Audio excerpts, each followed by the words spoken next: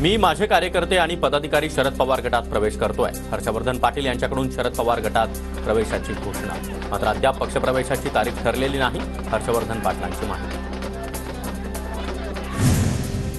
पवार गटात गेल्यावर शरद पवार पुढचा निर्णय घेतील. मात्र मी निवडणूक लढणार अशी शरद पवार यांची इच्छा. विधानसभेच्या उमेदवारीवरून हर्षवर्धन पाटील यांचं वक्तव्य. देवेंद्र फडणवीसांची भेट घेऊन त्यांच्याशी देखील चर्चा केली. कार्यकर्त्यांच्या भावना सांगितल्या. मात्र इंदापूरची जागा पुढेही विद्यमान आमदार लढवतील असं मला सांगण्यात आल्यानं माझ्याकडे राजकीय पर्याय नव्हता. हर्षवर्धन पाटील यांचं वक्तव्य.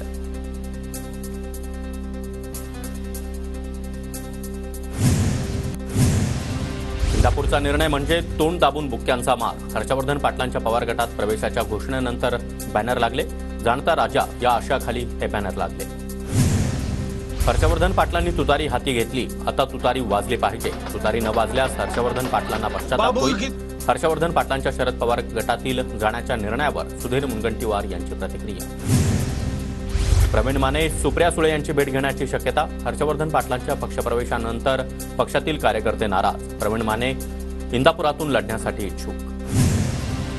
अजित पवार गटाचे आमदार बबन शिंदे मुलाला तुतारी किंवा अपक्ष निवडणुकीला उभं करणार. रणजितसिंह शिंदे विधानसभा निवडणूक लढवणार. शरद पवारांनी तिकीट दिलं नाही तर अपक्ष म्हणून मैदानात उतरवणार. बबन शिंदे यांची प्रतिक्रिया.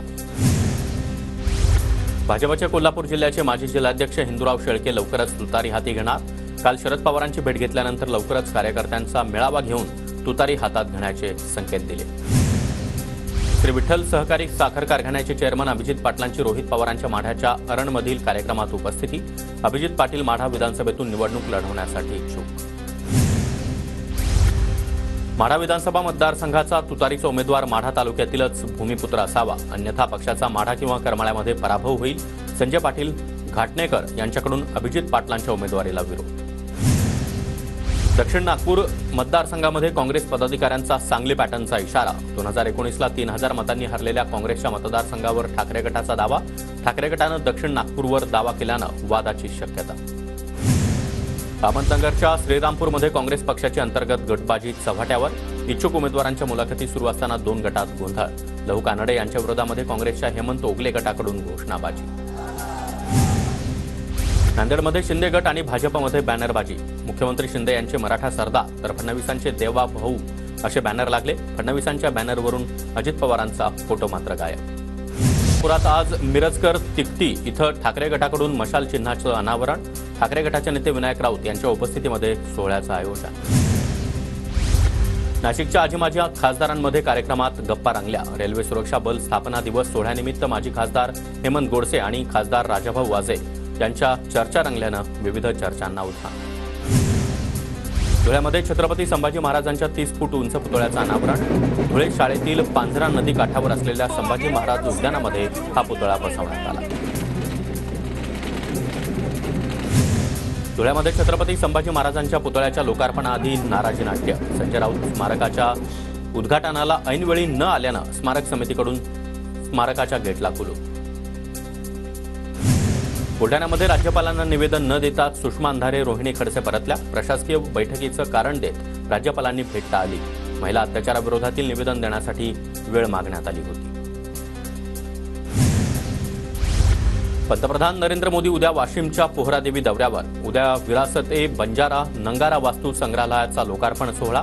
पोहरादेवीमध्ये मोठा बंदोबस्त. 5240 पोलीस अधिकारी तैनात. पंतप्रधान मोदींना पोहरादेवीमध्ये मानाची पगडी दिली जाणार. मध्य प्रदेशातील खास पगडी पोहरादेवीमध्ये दाखल. चांदीचा कड्यासह बंजारा समाजाचा पट्टा मोदींना भेट म्हणून दिला जाणार. अहमदनगरचे अहिल्यानगर नामांतराला केंद्र सरकारची मंजुरी. मंत्री राधाकृष्ण विखे पाटील यांची ट्विट करत माहिती. आजच्या मंत्रिमंडळ बैठकीमध्ये 41 महत्त्वाचे निर्णय. लाडकी बहीण योजनेला राज्य सरकारकडून मुदतवाढ. मच्छीमार आर्थिक विकास महामंडळाची स्थापना करण्याचा देखील निर्णय. रत्नागिरीच्या लांजा राजापूर विधानसभा मतदारसंघावरून ठाकरे गट काँग्रेसमध्ये रस्सीखेच. लांजा राजापूरमधून अविनाश लाड आमदार होणार. काँग्रेस तालुकाध्यक्ष श्रीकृष्ण केशिष्टे यांचं वक्तव्य. सोलापूरच्या माळशिरस शहरामध्ये नागरिक आणि व्यापाऱ्यांकडून बंदचे हाक. विधानसभा निवडणुकीच्या मतमोजणीचं ठिकाण बदलून अकलूज केल्यानं नागरिकांकडून निषेध व्यक्त. विधानसभा निवडणूक कार्यक्रमाचं कामकाज माळशिरसमध्येच करण्याची मागणी. नाशिकमध्ये मराठा आंदोलकांनी श्रावण देवरेंच्या घराला काळं फासलं. दोन समाजामध्ये तेढ निर्माण करणारी आक्षेपार्ह पोस्ट केल्यानंतर मराठा समाज आक्रमक. श्रावण देवरे यांच्यावर गुन्हा दाखल. संभाजीनगरचे पालकमंत्री अब्दुल सत्तार यांना खंडपीठाचा धक्का. संभाजीनगर बाजार समितीच्या 88 कोटी भ्रष्टाचाराचा अहवाल रद्द करण्याला स्थगिती. सत्तारांच्या चौकशी अहवाल रद्द करण्याच्या आदेशाला खंडपीठाची स्थगिती. तेली समाजाच्या शिष्टमंडळानं देवेंद्र फडणवीस यांची भेट घेतली. माजी खासदार रामदास तडस यांच्या नेतृत्वामध्ये ही भेट. स्वायत्त आर्थिक विकास महामंडळाची मागणी. मनोज जरांगे यांच्या नवीन कार्यालयाचं नारायणगडाचे महंत शिवाजी महाराज यांच्या हस्ते उद्घाटन. पैठण फाट्यावर जरांगेंचं छत्रपती भवन हे नवं कार्यालय. नागपूर महानगरपालिकेमध्ये शिवसेना ठाकरे गटाचं आंदोलन. संरक्षण भिंत कोसळून झालेल्या नुकसानीची भरपाई न मिळाल्यानं कार्यकर्ते आक्रमक.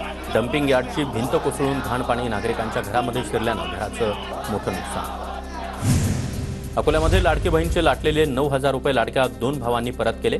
जिल्हा महिला बालविकास अधिकारी कार्यालयाकडे पैसे परत केले. नागपूरमध्ये 60,000 लाडक्या बहिणींचं आधार लिंक नाही. आधार लिंकिंगसाठी जिल्हा प्रशासन विशेष मोहीम राबवणार. नागपूरचे जिल्हाधिकारी विपिन इटनकर यांची माहिती. नांदेडमधील ठाकरे गटाचे उपशहर प्रमुख संतोष वडवळ आणि त्यांच्या पालघरच्या घोलवड परिसरामध्ये संशयित बोट आढळल्यानं खळबळ. संशयित हालचाली दिसून आल्यानं स्थानिक मच्छीमारांनी पोलिसांना माहिती दिली. धुळ्यामध्ये छत्रपती संभाजी महाराजांच्या 30 फूट उंच पुतळ्याचं अनावरण. धुळे शाळेतील पांझरा नदी काठावरील असलेल्या संभाजी महाराज उद्यानामध्ये हा पुतळा बसवण्यात आला. अहमदनगरच्या देवगडमध्ये देशी गायीला राज्यमाता घोषित केल्याबद्दल टाळ मृदुंगाच्या गजरामध्ये मिरवणूक. मिरवणुकीमध्ये वारकरी संप्रदायाचा मोठा सहभाग. सोलापूरच्या बावीमध्ये बैलगाडा शर्यतीचं आयोजन. अभिजित पाटील यांच्या संकल्पनेतून स्पर्धेचं आयोजन. ठाण्याच्या वांगणीमधील हिमालय गार्डन सोसायटीमध्ये कुलस्वामिनीचं आगमन. देवीच्या आकर्षक मूर्तीनं सर्वांचंच लक्ष वेधलं. नांदेड जिल्ह्यातील आगारातून माहूरगडासाठी 110 जादा एसटी बसेसची व्यवस्था. रेणुका देवीच्या दर्शनासाठी येणाऱ्या भाविकांची गैरसोय टाळण्यासाठी निर्णय. परळीतील प्रसिद्ध असलेल्या वैद्यनाथ ज्योतिर्लिंग परिक्षेत्रातील आरोग्य भवानी डोंगर तोकाईच्या दर्शनासाठी भाविकांची रिंग. पुरातन काळातील मंदिर म्हणून परळीच्या मेरुगिरी डोंगरामध्ये हे मंदिर वसलेलं आहे.